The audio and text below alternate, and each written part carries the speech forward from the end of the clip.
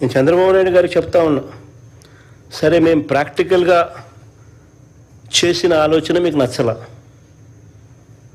Okay fine.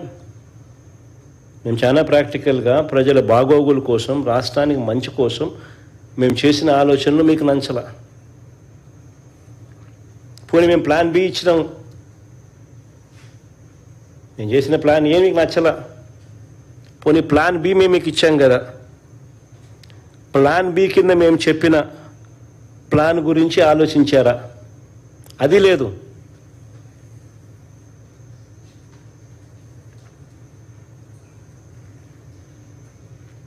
కొద్ది నెలల కిందట నేను చెప్పిన మచిలీపట్నం టు విజయవాడ 70 కిలోమీటర్లు, విజయవాడ టు గుంటూరు మరో 40 కిలోమీటర్లు. మచిలీపట్నంలో మేము కడతా ఉన్న పోర్టు, మా హయాంలో పోర్టుకు శ్రీకారం చుట్టాం,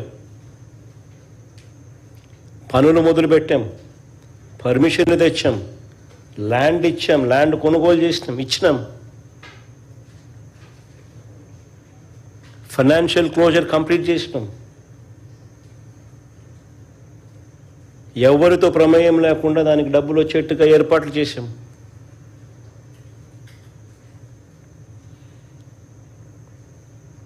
ఈరోజు చెన్నై అనేది పోర్ట్ సిటీ, బాంబే అనేది ఈరోజు పోర్ట్ సిటీ.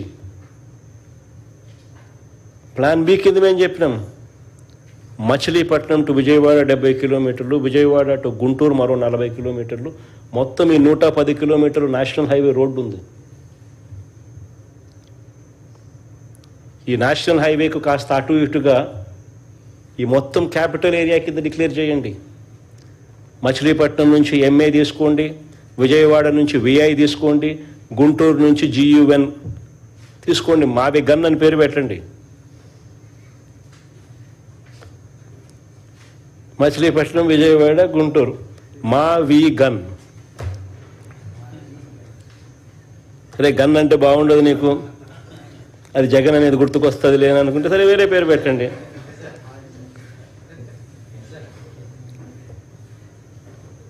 మచిలీపట్నం నుంచి ఎంఏ తీసుకోండి, విజయవాడ నుంచి విఐ తీసుకోండి, గుంటూరు నుంచి జియుఎన్ తీసుకోండి, మా వి గన్ అని పెట్టండి. బ్రహ్మాండమైన 110 కిలోమీటర్లు క్యాపిటల్ ఏరియాని డిక్లేర్ చేయండి, కారిడార్ కింద క్యాపిటల్ ఏరియాని. కనీసము ప్లాన్ బి అన్న కనీసం పిక్చర్లోకి వస్తే అట్లీస్ట్ నువ్వు పెట్టే 2 లక్షల కోట్ల రూపాయలు ఈ రాజధాని ప్రాంతంలో అది అయ్యేది కాదు, సచ్చేది కాదు. ఆ 2 లక్షల కోట్లలో 10% పెడితే చాలు. ఈ మచిలీపట్నంకు, ఈ విజయవాడకు, ఈ గుంటూరు మధ్య కనెక్టివిటీ కోసం,